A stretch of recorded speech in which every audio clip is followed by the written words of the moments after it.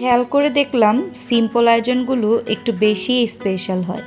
তেমনই কিছু রান্নাবান্না আজকে করব আর আপনাদের সাথে শেয়ার করব। তাই একদমই দেরি না করে একটা লাইক দিয়ে সম্পূর্ণ ভিডিওটি দেখতে থাকুন। আসসালামু আলাইকুম। নতুন দিনে আরও একটা নতুন ব্লগ নিয়ে হাজির হয়ে গেলাম আপনাদের সামনে। শুরুতেই থাকছে খুবই মজাদার একটা রেসিপি, যেটা খুব সহজভাবে আমি বাসায় বানিয়ে থাকি। তো প্রথমে কড়াইতে তেল দিয়ে তাতে অনেকটা পরিমাণ রসুন কুচি দিয়েছি আর 1 টেবিল চামচের মতো বাটার দিয়েছি। হালকা রসুনগুলো একটু ভেজে আমি এখানে পেঁয়াজগুলো 4 ফালি করে পেঁয়াজের পাপড়িগুলো আলাদা করে নিয়েছিলাম। সেগুলো একটু তেলের সাথে ভেজে নিব আর কিছুটা সসেজ এরকম পাতলা পাতলা করে কেটে নিয়েছি। সেগুলো কিছুক্ষণ আমি ভেজে আমি 2টো ডিম দিয়ে দিলাম। আর এবার ডিমটাকে স্ক্র্যাম্বল করে নিচ্ছি। চাইলে আপনারা ডিমটা আলাদাভাবে স্ক্র্যাম্বল করে নিতে পারেন।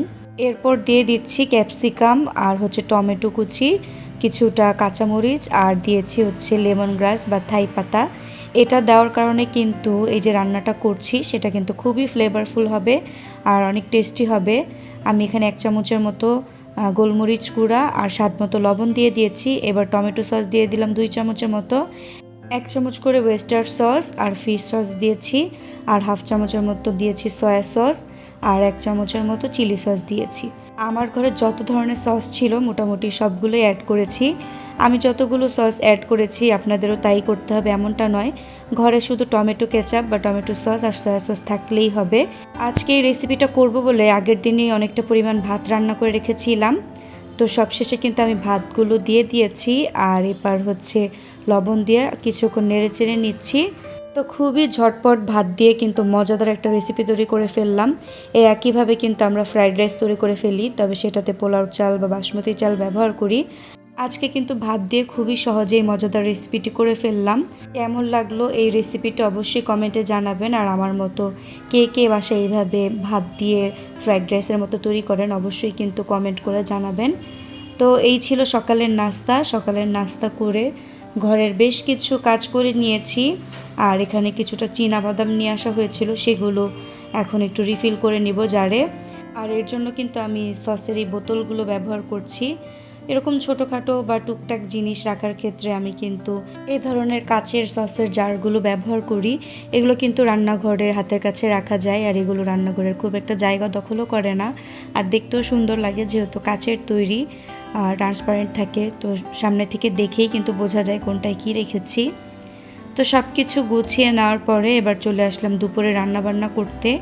আজকে খুবই সিম্পল আয়োজন, তবে সিম্পল আয়োজনগুলো বা সিম্পল খাবারগুলো যে এতটা টেস্ট হয় যে কি বলবো। আমার এই মতামতের সাথে হয়তো অনেকেই একমত হবেন। খেয়াল করে দেখেছি মাছ মাংস দিয়ে যতটা না ভাত খাওয়া যায়, এরকম সিম্পল কিছু শাকসবজির তরকারি দিয়ে কিন্তু অনেকটা পরিমাণ ভাত খেয়ে নেওয়া যায় আর মুখের রুচিরও একটা পরিবর্তন করা যায়। তো আজকে চিংড়ি মাছ দিয়ে বরবটি আর আলু দিয়ে একটা ঝোল করব। এর জন্য কিছুটা বড় চিংড়ি মাছ দিয়ে আমি সব ধরনের মশলা দিয়েছি, এরপর কষিয়ে নিচ্ছি। মশলা বলতে এখানে শুকনো মশলাগুলোই, মানে হলুদ মরিচের গুঁড়াই অ্যাড করেছি, কোনো ধরনের বাটা মশলা দেইনি। আর এখন ডিমের খুবই মজাদার একটা রেসিপি আমি আপনাদের সাথে শেয়ার করছি। এজন্য কড়াইতে তেল দিয়ে পরিমাণ মতো পেঁয়াজ দিয়ে দিলাম আর পেঁয়াজটা এই রান্নার ক্ষেত্রে একটু বেশিই ব্যবহার করতে হবে। এইদিকে চিংড়ি মাছের তরকারিটাতে আমি ভালোভাবে কষিয়ে নিয়ে আমি বরবটি আর আলুটা অ্যাড করে দিলাম। কিছুক্ষণ কষিয়ে নিয়ে এরপর আমি ঝোলের পানিটা অ্যাড করব। তো এবার একটু ঢেকে দিচ্ছি। আর এই যে রেসিপিটা ডিমের আপনাদের সাথে আমি শেয়ার করব, এটা কিন্তু একটা ভাবির কাছ থেকে শেখা।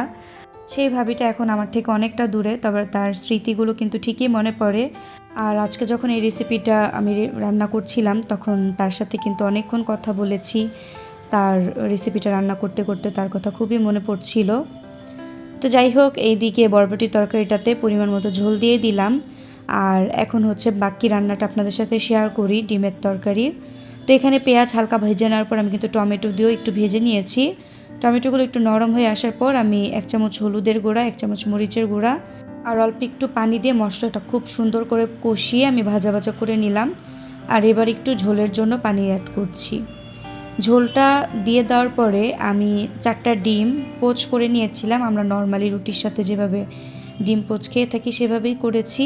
তো এবার ঝোলের উপরে ডিম পোচগুলো দিয়ে দিচ্ছি।